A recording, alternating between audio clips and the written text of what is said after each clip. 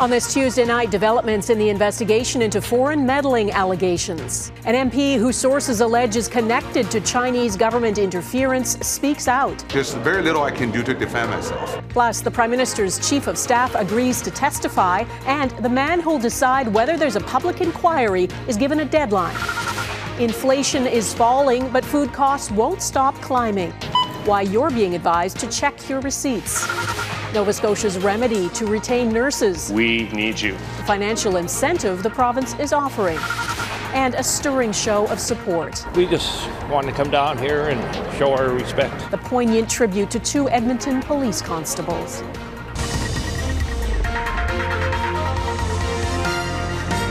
Global National with Donna Friesen.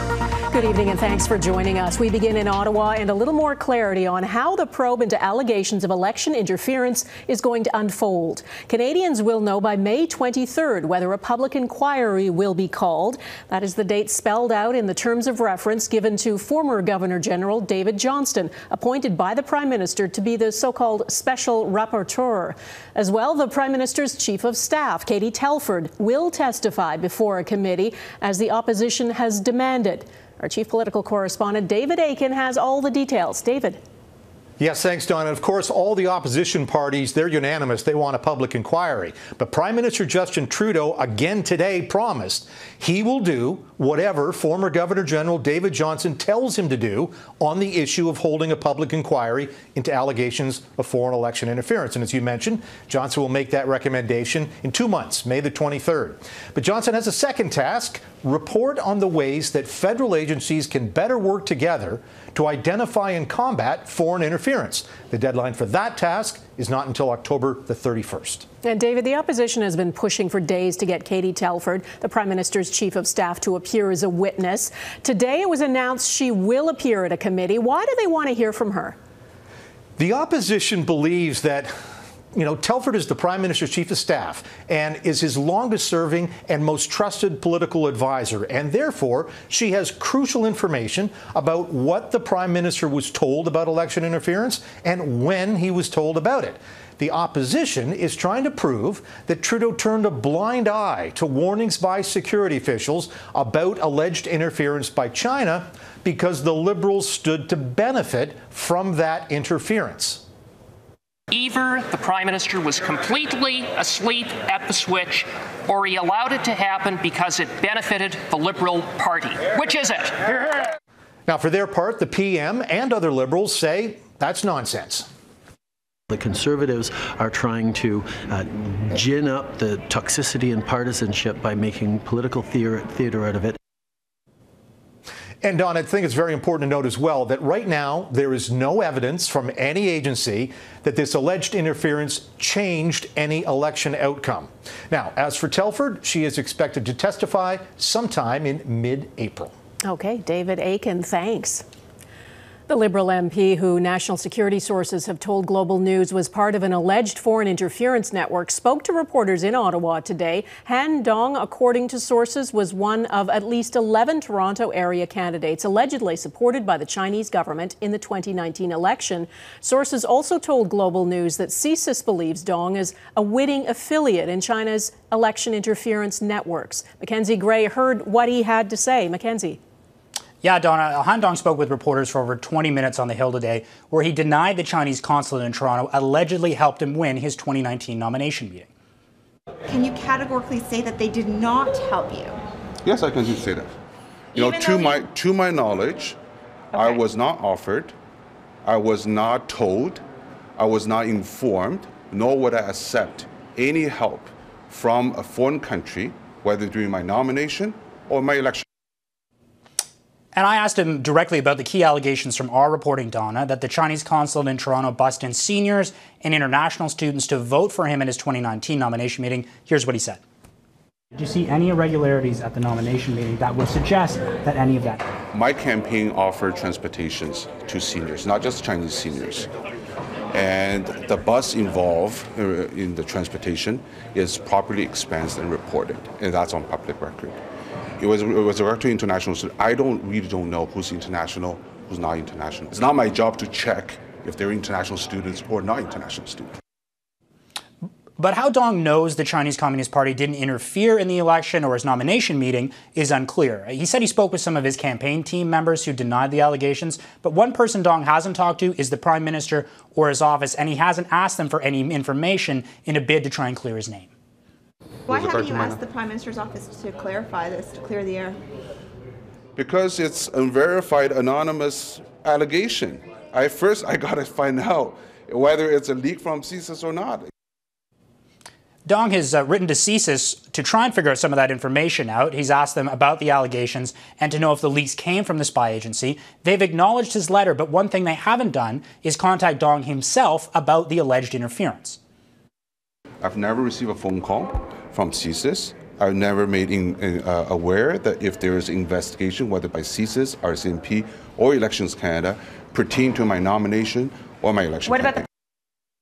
Dong says that he supports the current measures that the Liberals have taken to investigate foreign interference, Donna, but one thing he wouldn't say is whether or not he supports the idea of a public inquiry. Okay, Mackenzie Gray in Ottawa tonight. Thanks.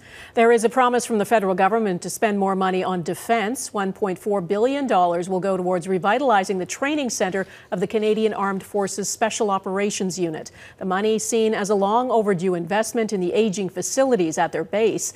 Canada has long been under pressure from NATO allies to increase defence spending. Turia Isri looks at this commitment and how it's being received. Joint Task Force 2 is Canada's elite counter-terrorism unit, ready for immediate action. But nothing has been immediate when it comes to upgrading their training base. We need to continue to do whatever is necessary in this changing world. The Department of National Defence announced a long-awaited overhaul. It's spending $1.4 billion on upgrading the Dwyer Hill base in Ottawa. Construction will start in May. It's expected to take a decade and create 2,000 jobs. We see the increasing need to make investments of this sort. That need is huge given Canada's aging CF-18s and frigates and roughly 10,000 vacant positions. And it starts becoming a very complicated picture because of the decade of neglect. In 2007, then Prime Minister Stephen Harper expropriated land, wanting to move the base from the capital to CFB Trenton, about 3 hours south. The Liberals scrapped that plan in 2020. Now, they're unveiling an overhaul just days before U.S. President Joe Biden arrives in Ottawa. Of course it's political. Of course the timing is everything in that context. Military experts say it's becoming harder for our allies to call on us. Canada routinely misses its NATO spending targets and is under mounting pressure to ramp up air defense in the face of rising global threats. The world around us has taken a very significant turn in a very dark direction with what we're seeing happening in Eastern Europe, with what's going on in Indo-Pacific, with China. Deputy Prime Minister Chrystia Freeland gave a pre-budget speech Monday, but did not mention the Canadian military once. Canada's really not been investing enough in its own capabilities to take care of, protecting Canada. Capabilities only becoming more critical in an uncertain world. Turia Isri, Global News, Ottawa. There is new hope tonight for Canadians shelling out big money to make ends meet. Inflation cooled in February, the sharpest deceleration since April of 2020. The Consumer Price Index was 5.2% last month, down from 5.9% in January. Shelter costs, rent and mortgages increased at a slower rate for the third consecutive month. The price of groceries is still rising, up 10.6% in February. As Anne Gaviola reports, it's more important than ever to make sure you are paying the right price. Overall inflation eased in February, but food prices increased more than 10% year over year. And a new poll by the Agri-Food Analytics Lab suggests Canadians might be leaving money on the table when they shop. If you're walking around the grocery store looking for bargains, it may just be an illusion if you're not checking your receipt as you exit the store. 3/4 of respondents reported the price of an item on their receipt being different from the shelf in the past year. More than a third didn't get a daily discount applied. 31% had a cashier scan too many items. 16% had the wrong code applied, and 9% were taxed on a non-taxable item. The fix is simple. Check your receipts, but many don't bother. I never felt any need to check it. I think more in a restaurant we might be more inclined to check it. As they're scanning, sometimes they scan too much, and then I'll say, something, but not after. I usually don't even take a receipt after. If I am coming for groceries for like a particular discount or anything that I'm interested, I will probably check the receipt to see if the discounts are applied properly.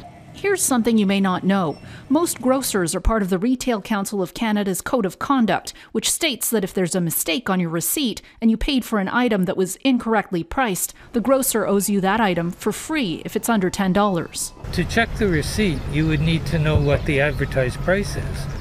So, that could get quite complex. The report doesn't specify which grocery chains make the most mistakes, but researchers say the average person can save $50 to $70 a year by catching errors. In the face of food inflation, which has been at double digits for 7 months in a row, every little bit helps.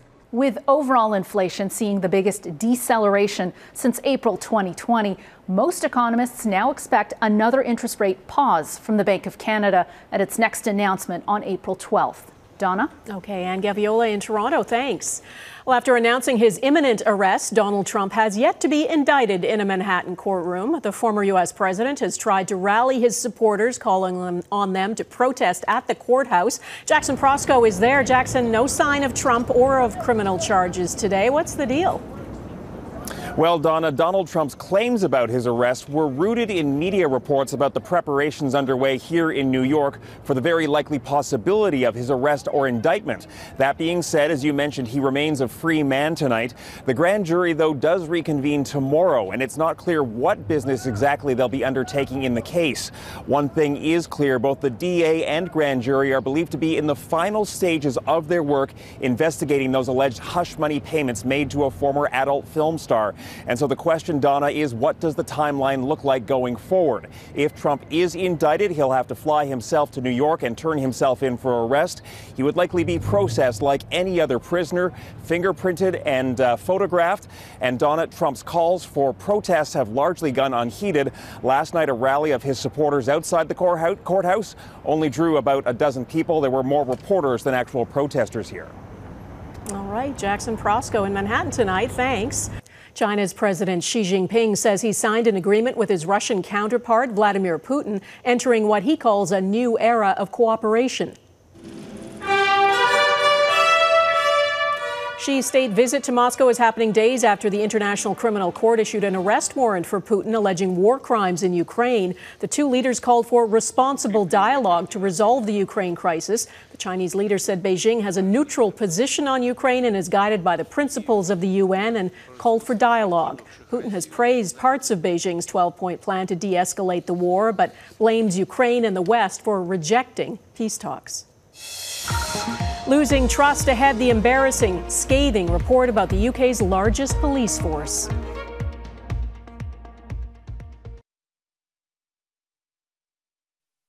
A 15-year-old appeared in a Nova Scotia court today charged with 2 counts of attempted murder related to a stabbing at a high school yesterday.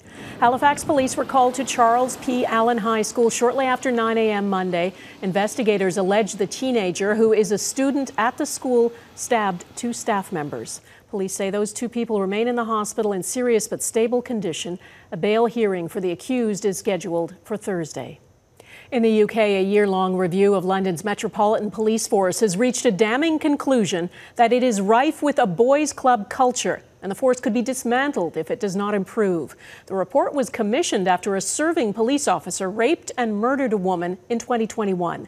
It found the Met is institutionally racist, misogynist, and homophobic, and has lost much of the public's trust. It lists a litany of failures and concludes that London no longer has a functioning neighborhood policing service. Our Europe Bureau Chief Crystal Gamansing on the report and the reaction. A nearly 200-year-old institution as recognizable as the city itself is losing its luster. It's ghastly, isn't it? You sit down and read that report and it generates a whole series of emotions. It generates sort of anger, frustration, embarrassment. Embarrassment for the more than 30,000 officers who wear the uniform.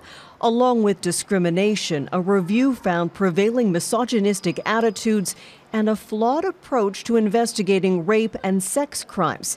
failures that mostly impact women and girls. The kidnap, rape, and murder of Sarah Everard by a serving Met officer was the catalyst for the Louise Casey report. She says changes should have happened back then. I find it extraordinary that in policing and in the Met Police, that wasn't their moment of like a plane falling out of the sky. Her year-long review included first-hand accounts from citizens and those inside the Met. In one case, a Sikh officer had his beard cut. A Muslim officer found bacon in his boots. And 12% of women in the Met reported being harassed or attacked at work. Politicians at all levels and of all stripes say the public trust has been damaged and that this report is a warning for more than just the Met. Discrimination must be tackled in all its forms, and I welcome Sir Mark's commitment to do so. I will be holding the Metropolitan Police and the Mayor of London to account by measuring their progress. I am concerned that the Home Secretary's statement is dangerously complacent. Astonishingly, there is no new action set out in her response, simply words saying that the Met must change. The Mayor says he has confidence in the Met Commissioner to turn around the service, despite Casey describing it as defensive and resistant to change. Her report notes if sufficient progress isn't made this time, radical actions might be required, such as breaking up the institution. Crystal Gamansing, Global News, London. Nova Scotia's retention prescription coming up. The province's plan to stop nurses from quitting.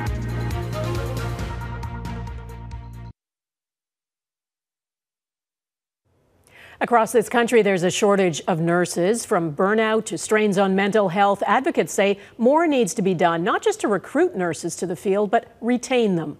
Nova Scotia has become the latest province to try to address the problem, offering big bonuses to help keep nurses on the job. Alicia Drouse has the details. Nova Scotia's healthcare system has been handcuffed by a shortage of nurses for years, with about 1,600 province-wide vacancies right now. My message to every nurse in the province is simple. We need you.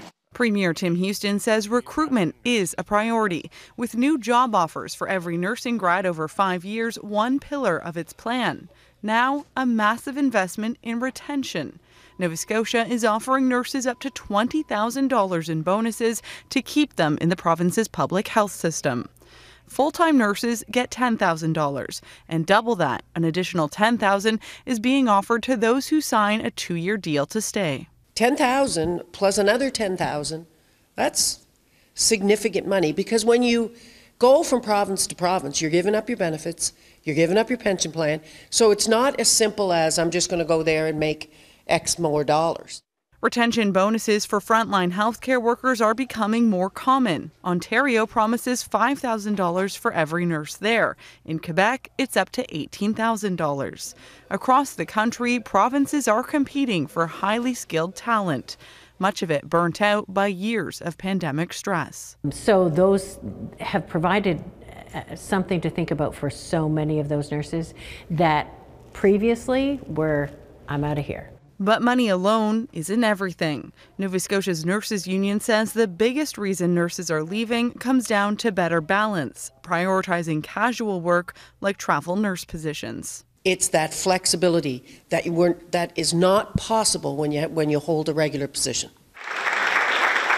Nurses are applauding the new policies, and they're expected to help in the short term. But the next generation of nurses may seek more holistic approaches to better serve them, so they can do the same for their patients. Alicia Drouse, Global News, Halifax. Paying respect next, a public tribute to 2 fallen police constables in Edmonton.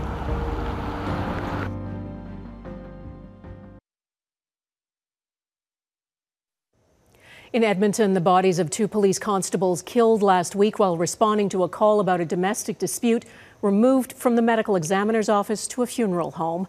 And they were not alone. Lining the route were fellow officers and members of the public, there to pay tribute to the young men who died in the line of duty. Heather Urix-West reports.